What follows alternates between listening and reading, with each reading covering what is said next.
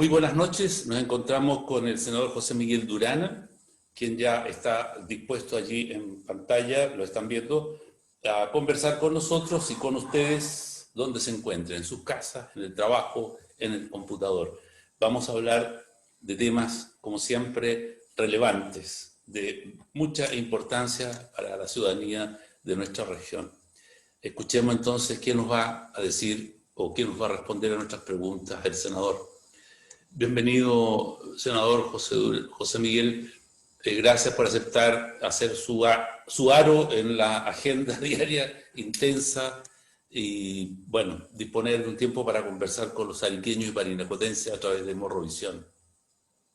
Muchas gracias, Enrique. Muy buenas noches. Un gusto de saludar personalmente a usted, a Canal Morrovisión y, por supuesto, a quienes permanentemente siguen el canal, las noticias y entrevistas.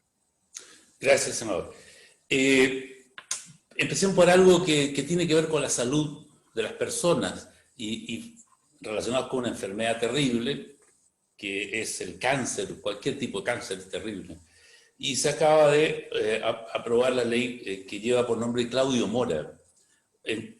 Tengo entendido que su participación también fue allí relevante y nos gustaría conocer el detalle de la discusión y en qué quedó esto y de qué manera va a favorecer a aquellos que padecieron o padecen cáncer. Así es, ayer promulgó el presidente Sebastián Piñera la Ley Nacional del Cáncer, que fue denominada Claudio Mora, en un sentido homenaje a quien perdió su vida, obviamente enfrentando un cáncer que, tal como es esta trágica enfermedad, finalmente le costó la vida. Él es un doctor y lleva su nombre. Y esta ley tiene como principal objetivo, Enrique, poder fijar un marco normativo para poder atender los requerimientos de una de las enfermedades que arrastra casi el 45% de las muertes en nuestro país. Son cerca de 45.000 casos anuales que se registran sobre personas que lamentablemente sufren o padecen de un cáncer en nuestro país. Y por lo tanto, esta ley tiene como objetivo el poder planificar, desarrollar y ejecutar políticas públicas que sean eficientes y que logren la eficacia en torno a poder generar un tratamiento integral y, lo más importante, que es en lo posible la recuperación de quien finalmente esté afectado por una enfermedad catastrófica de cáncer. El cáncer se expresa de múltiples formas en distintas partes del cuerpo y por lo tanto es destacable que esta ley, en primer lugar, considera un destacable presupuesto de la nación para poder cumplir con los desafíos en una primera etapa de poder acoger a quienes tengan o padezcan esta enfermedad, sobre todo desde el punto de vista económico, desde el punto de vista médico y desde el punto de vista también de acoger a la persona, al ser humano, hasta que podamos llegar con un centro oncológico regional que permita que finalmente personas que vivimos en los extremos del país no tengamos que desplazarnos, como es el caso de hoy, a Antofagasta o a Santiago de Chile. Y por otro lado también trae normas que van a permitir un beneficio concreto a quien padezca esta enfermedad en edad laboral, porque no va a poder ser despedido. Y eso va a permitir generar una tranquilidad, más aún si quien sufre esta enfermedad es finalmente la persona que cubre o que sostiene todo un hogar, en donde lamentablemente, tal como sucede en muchos casos hasta el día de hoy y muchas veces con anterioridad, Hoy día una enfermedad catastrófica de estas características es el colapso de miles de familias chilenas, de cientos de familias ariqueñas, que al verse enfrentadas a una situación de estas características, prácticamente quedan abandonados en la calle. Así es que es una ley muy humana, pero es una ley que va a permitir efectivamente poder atender el requerimiento, darle dignidad a la persona que pueda o sufra y padezca de esta trágica enfermedad como es el cáncer, y obviamente también va a acompañar solidariamente a la familia, desde el punto de vista de no quedar abandonados a la suerte como ha sucedido y hemos sido testigos tantas veces. Así que, Enrique, me siento orgulloso de que yo haya participado con mi voto a favor de este proyecto que sé que va en directo beneficio. Estas son las leyes que golpean las puertas de la casa y le dicen, señor, invíteme a pasar porque vengo a protegerlo. No hay nada más que agregar. La ley ya habla por sí sola y lo que acabas de mencionar, pues, da una claridad hacia dónde se dirige y los beneficios que ella conlleva para los actuales pacientes y a los que pudieran en el futuro, desgraciadamente, tener esa enfermedad. Voy a cambiarte de tema porque también tenemos que hablar del plebiscito nacional del 2020. Está lanzada la campaña, algo estamos viendo, no ha sido tan espectacular como en otros tiempos y otros procesos electorales, pero el ambiente está creado poco a poco, país, me imagino yo, alentando a la gente o los que promueven ciertas posiciones. ¿Cómo lo ves tú y cómo crees que se va a desarrollar este proceso? Porque ha habido de todos, mal agoreros que son a funcionar, otros que sí están demasiado entusiasmados, otros están observando con digamos, prudencia. En fin, ¿cuál es la opinión de un senador de nuestra región? La verdad es que es difícil un poco poder asumir que estamos en una campaña en donde hoy todo es digital, hoy todo es a través de justamente cómo se está realizando esta entrevista telemáticamente. La información está llegando a través de los grupos de WhatsApp, a través de los correos electrónicos, a través de las redes sociales, a través de esta nueva difusión que tienen los WhatsApp, pero a quienes estamos acompañados, a quienes estamos acostumbrados a estar siempre liderando muchas campañas políticas, la verdad es que aquí va a ser tremendamente importante nuestra base de datos, el poder llamar a la persona, el poder entusiasmarla Las para que redes. realmente vaya y se acerque a votar. Más aún considerando algo que en el momento del estallido social nunca nos habríamos imaginado, como es lo que nos ha tocado sufrir del 18 de marzo en adelante con esta pandemia. Una pandemia que se extiende en el tiempo, en que finalmente estamos ya al borde de comenzar el mes de septiembre y no vemos luces de ver cómo van a ser las fórmulas del desconfinamiento.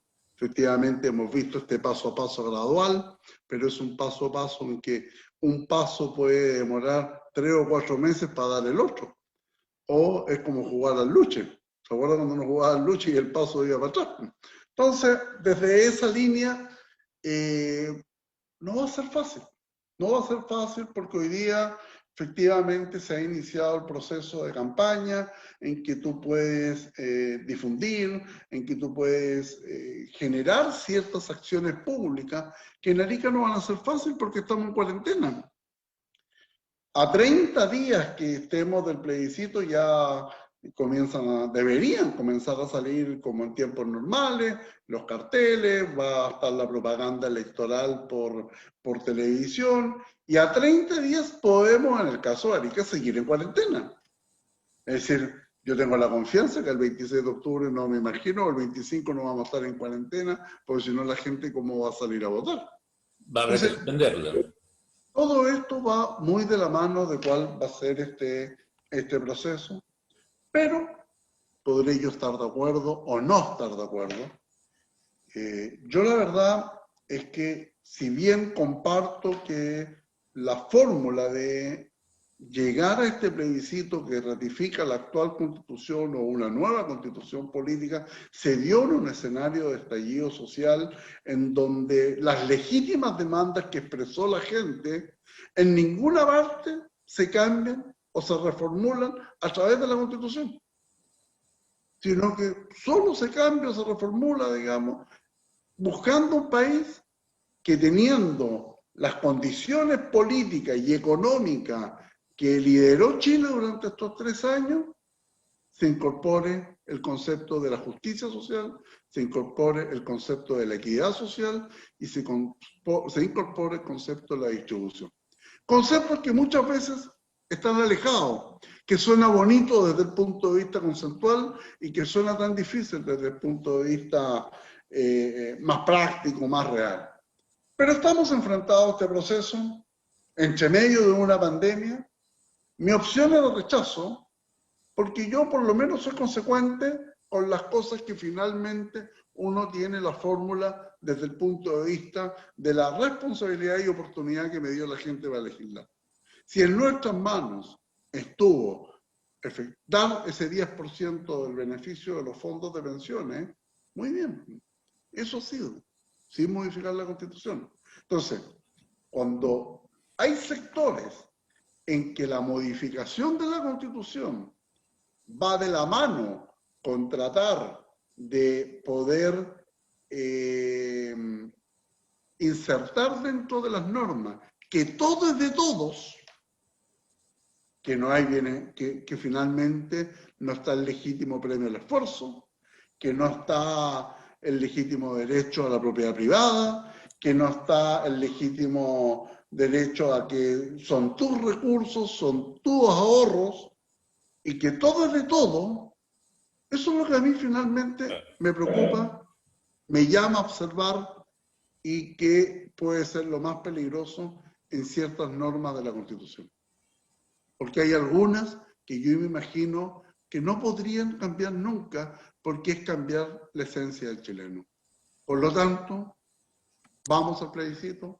Mi opción es de rechazo, porque yo creo que efectivamente mejorar las condiciones de la gente no tienen nada que ver con cambiar la Constitución. Pero si aún así gana el apruebo, voy a luchar porque se mejoren las condiciones siempre pensando en el bienestar de la gente y no pensando en el bienestar de algunos pocos que finalmente tienen otra intencionalidad con el concepto del cambio de la Constitución política. Así que es un desafío, Enrique, que se viene para el 25 de octubre. Es toda una sorpresa, es toda una novedad.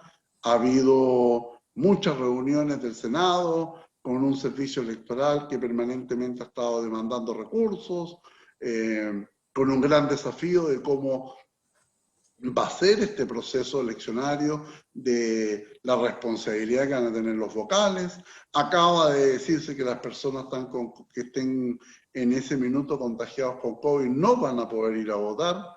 No me imagino quién va a ir a llevarle el papel de votación, qué significa eso. No, la verdad es que estamos frente a un proceso constituyente que es el inicio de una cantidad importante de procesos electorales que nos toca vivir el año 2021 y que de verdad estoy expectante. Me gustaría ser futurista como para pararme en el 31 de diciembre del año 2021 y saber qué pasó desde el 25 de octubre a la fecha. Yeah.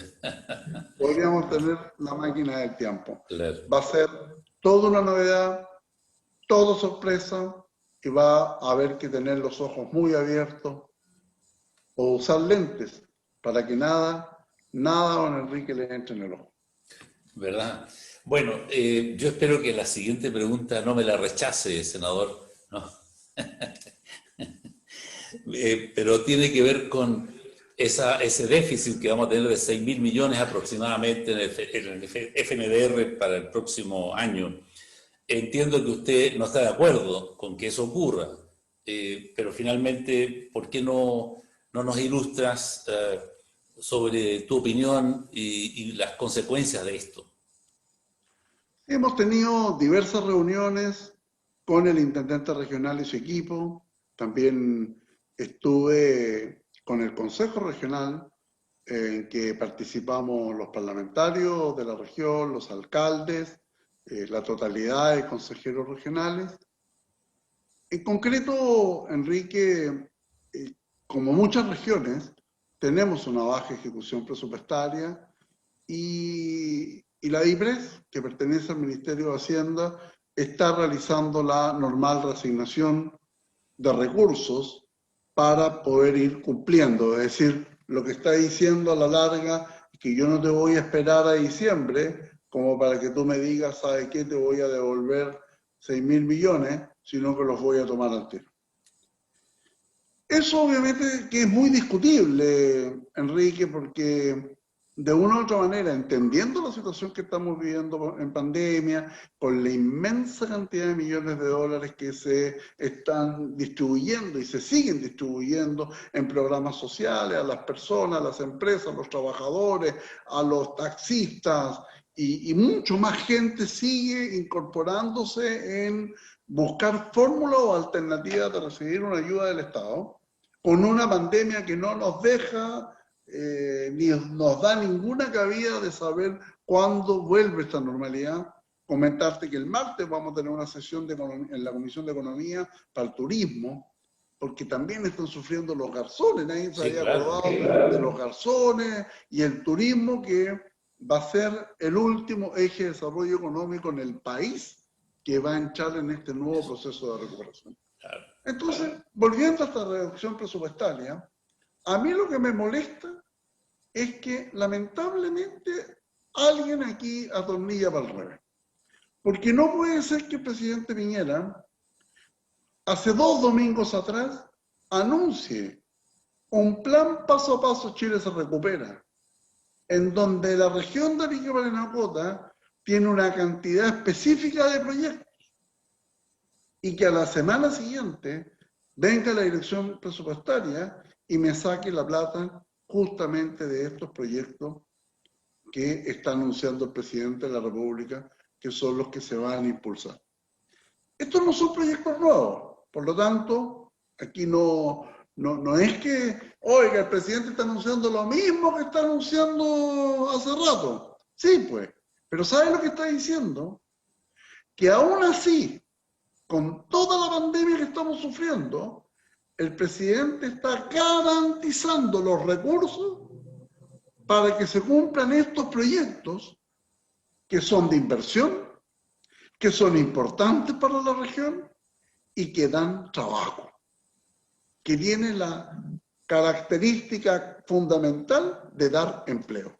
Entonces, si a mí me dicen que de la totalidad de los proyectos, 3 de estos que están focalizados en vivienda y que están focalizados en el MOP, como es suelo salino, con todo lo que significa lo que está sufriendo la gente con los socavones, que se le están hundiendo sus casas, las avenidas, y ahí tenemos las poblaciones como Tucapele, Alfonso Néspolo y las poblaciones del sector norte que lamentablemente, después de la experiencia que vivimos tantos años con la población Guañacagua, se siguen hundiendo. Es decir, cualquiera creyó que después del 2001 las empresas constructoras habían tomado las precauciones de cómo se iba a construir en esta zona, y vemos que no. Por lo tanto, aquí no solamente estamos hablando de una inversión que genera empleo, sino de una inversión absolutamente con características sociales.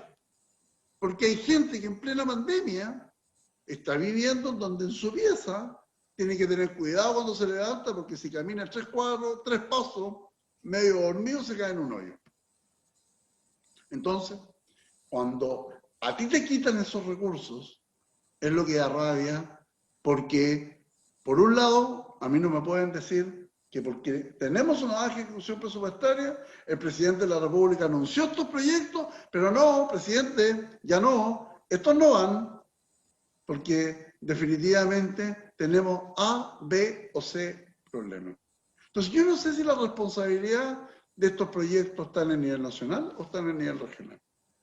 Y para eso tuvimos hoy, junto al presidente del Consejo Regional, junto a la consejera Jimena Valcarce, estuvo el presidente de la Comisión de Régimen Interno y el administrador regional, doña Carlos Bartolú, Claudio Acuña, Jorge Díaz, Jimena Valcarce, Giancarlo Bartolú, con Francisco Moreno, subsecretario de Hacienda, y tuvimos una comunicación y conversación, en donde finalmente clarificamos que dos cosas que son sumamente importantes y que por lo menos a mí me dejan con cierto grado de tranquilidad. No va a quedar ningún proyecto de inversión sin financiamiento. Ah, bueno. Pero lo que me dijo es ejecuten. Mínimo, ¿no? Ejecuten y están las plazas. Y en segundo lugar, se aclaró que un financiamiento que se le había quitado a salud se va a reponer porque obviamente salud es prioritario en el financiamiento que tiene por parte del Estado. Por lo tanto, no deberíamos tener problemas de inversión. Ahora, se viene, porque nos hemos comprometido con el senador Insulza, estamos evaluando pedir una comisión especial del Senado, porque no solamente Arica y Parinacota, son 9 regiones del país que se han visto afectadas, y estamos también evaluando la posibilidad concreta de poder definir de manera clara cuáles van a ser las instancias que van a permitir concretar en que el presidente de la República defina qué pasa con el plan de zonas extremas, qué pasa con el plan alto andino rural y cómo se viene la modernización tributaria para la región. Así que, Enrique, más o menos en esa línea de trabajo hemos estado focalizando, desarrollando el trabajo, generando las acciones y obviamente esperamos tener buenos resultados en esa materia. Quedémonos con la esperanza más o menos cierta de que eso se va a cumplir, ojalá se cumpla, pero si ya hubo claridad respecto a cómo finiquitar el tema de los proyectos pendientes, es un avance, ¿no? Porque más grave sería que de verdad ocurriese lo primero que mencionó usted y a ver a quién era responsable de esto. Al final la responsabilidad es una cuestión histórica. El problema es resolver los asuntos y concretar soluciones lo antes posible. Yo creo que por ahí va el tema y para los habitantes de nuestra región es muy importante que los resultados se vayan dando con prontitud o a tiempo, de acuerdo también a las necesidades que ya, más que necesidades, son obligaciones, como el caso de las casas que se hunden, ¿no? Es terrible.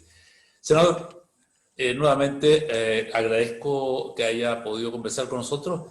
Espero que el próximo viernes tenga un espacio también en su agenda, jueves, y podamos conversar de estos temas que son de verdad muy, muy atingentes a la realidad regional, muy, muy necesarios resolver, y está en manos, no quiero cargarle la mata, pero está en manos suyas también abrir ventanitas y puertecitas para que aparezcan las soluciones. Sí, no es un tema difícil, estamos ahí, ojalá que cuando se inicie el pago de los taxistas se incluya los taxiturismos ejecutivos, como lo expliqué en la conversación anterior, en la entrevista anterior.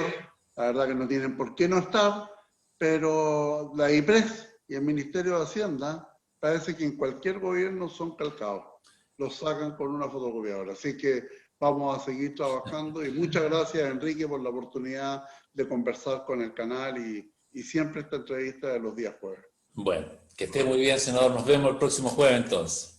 Que esté muy bien. Muchas gracias. Bien, vamos a unos comerciales y luego más noticias en Notivisión.